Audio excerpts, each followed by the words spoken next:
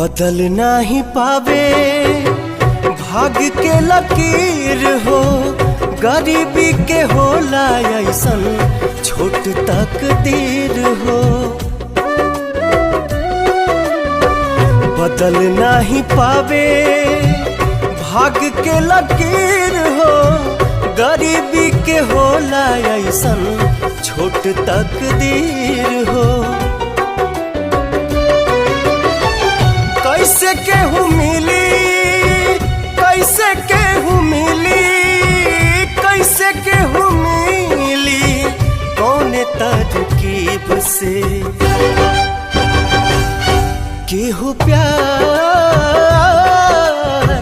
करे ना गरीब से हो, केहू प्यार करे ना गरीब से।